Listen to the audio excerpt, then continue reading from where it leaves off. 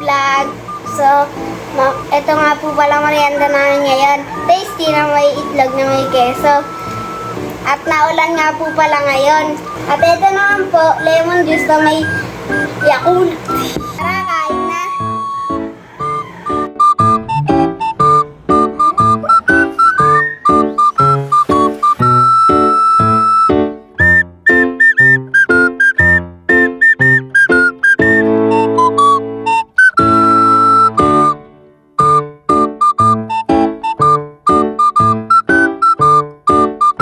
So, nakatatlo na nga po pala ako.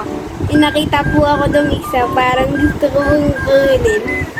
Yung po, sarap-sarap po.